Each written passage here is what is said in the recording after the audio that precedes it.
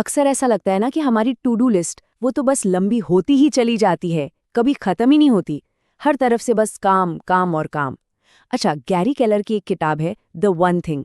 उसमें ना इस प्रॉब्लम का एक बहुत ही सिंपल लेकिन हैरान करने वाला सोल्यूशन दिया गया है। तो आज हम यही जानने वाले हैं कि कैसे कम काम करके भी कहीं ज्यादा बेहतर, मतलब असाधारण रिजल्ट्स पाए जा सकते हैं। हाँ, ये फीलिंग तो हम सबको पता है।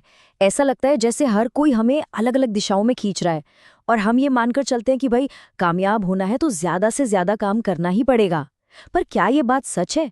असलियत तो ये है कि सक्सेस का राज बहुत सारा काम करने में नहीं, बल्कि बिल्कुल सही चीज़ पर फोकस करने में छुपा है। तो आज के इस सफर में हम क्या-क्या देखने वाले हैं? सबसे पहले हम ये समझेंगे कि आखिर हम इतना ओवरवेल्म्ड क्यों फील करते हैं। उसके बाद प्रोडक्टिविटी से जुड़े कुछ बड़े-बड़े झूठों का पर्दाफाश करेंगे और फिर आखिर में हम उसे एक जबरदस्त सॉल्यूशन के बारे में बात करेंगे और देखेंगे कि उसे अपनी लाइफ में अप्लाई करने का एक्शन प्लान क्या हो सकता है। देखिए, ज्यादातर लोग क्या करते हैं, वो सोचते हैं कि बस ज्यादा तेजी से और ज्यादा काम कर लो तो सक्सेस मिल जाएगी। पर सच कहूं तो ये एक ट्रैप है, एक जाल। ये रास्ता कामयाबी की तरफ नहीं, बल्कि सीधी सीधी थकावट और बर्नआउट की तरफ ले जाता है। असली रास्ता ज्यादा करने में नहीं, बल्कि कम करने में है। और यहीं पर ना टू डू लिस्ट और सक्सेस लिस्ट के बीच का फर्क समझना बहुत ज़रूरी हो जाता है। हमारी जो नॉर्मल टू डू लिस्ट होती है वो लंबी चौड़ी होती है और हमें हर तरफ खींचती रहती है। लेकिन जो एक सक्सेस लिस्ट होती है ना, वो छोटी होती है और एकदम लेजर फोकस्ड। इसमें सिर्फ वही गिने चुने काम होते हैं जो सच में सबसे ज्यादा इंपॉर्टेंट है। हमें से बहुत से लोग ना प्रोडक्टिविटी के बारे में कुछ ऐसी चीजों पर यकीन करते हैं जो असल में सच है ही नहीं।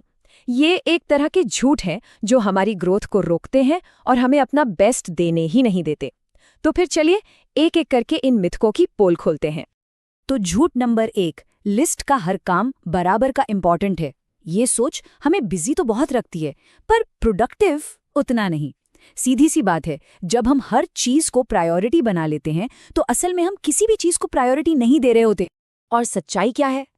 सच्चाई छुपी है 80-20 रूल में। इसे परेटो प्रिंसिपल भी कहते हैं। इसका मतलब बहुत सिंपल है कि हमारे 80% रिजल्ट्स जो हैं वो सिर्फ हमारे 20% कामों से आते हैं। तो कामयाबी का राज क्या हुआ? उन सबसे जरूरी 20% कामों को पहचानना और बस उन्हीं पर अपना सारा ध्यान लगा देना। अच्छा, अब आते हैं दूसरे सबसे बड़े झूठ पर। मल्टीटास्किंग करने से ज्यादा काम होता है। हम सबको लगता है कि एक साथ बहुत सारे काम निपटाकर हम अपना टाइम बचा रहे हैं, है ना? पर साइंस की माने तो कहानी कुछ और ही है। सच तो ये है कि मल्टीटास्किंग नाम की कोई चीज होती ही नहीं है। ये बस एक काम से दूसरे काम पर तेजी से स्विच करना है। और हर बार जब हमारा दिमाग ऐसे स्विच करता है तो वो अपना फोकस और एनर्जी खो देता है। नतीजा, प्रोडक्टिविटी कम होती है, गलतियां ज्यादा होती हैं और स्ट्रेस वो तो बढ़ता ही है। तो ठीक है, अगर ज्यादा काम करना और मल्टीटास्किंग करना सही जवाब नहीं है, तो फिर सही जवाब है क्या? चलिए, अब इन झूठों को पीछे छोड़कर उस जबरदस्त सॉल्यूशन की तरफ बढ़ते हैं जिसके बारे में ये किताब बात करती है।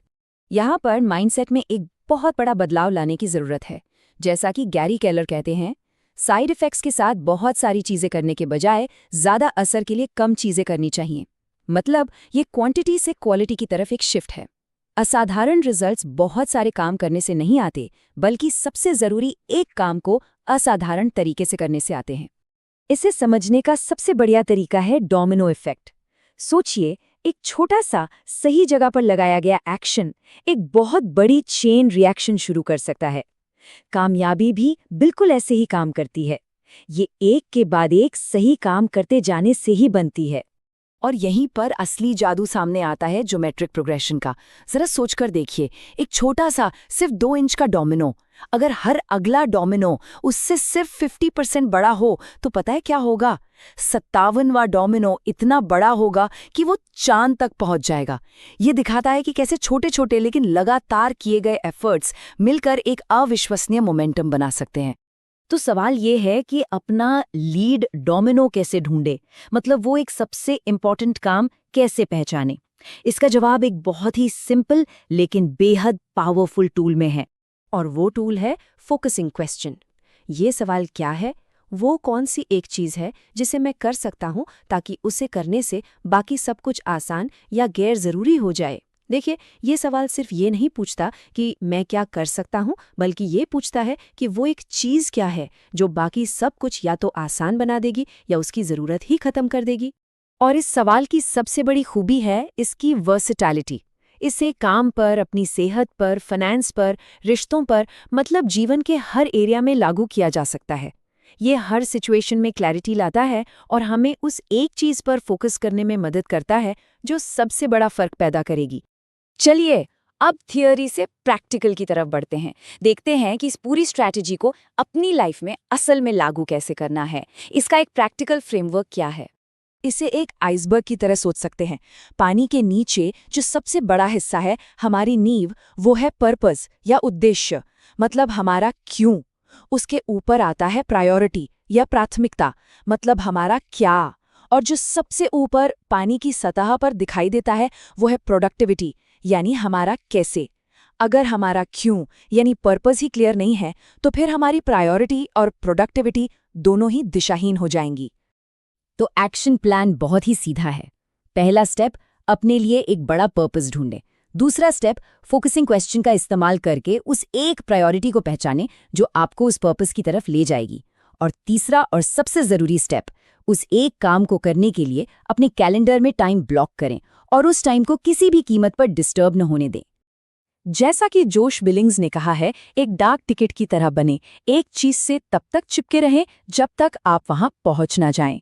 बिल्कुल यही बात है।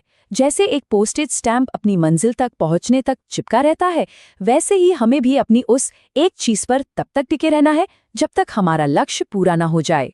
तो कुल मिलाकर बात बस इतनी सी है।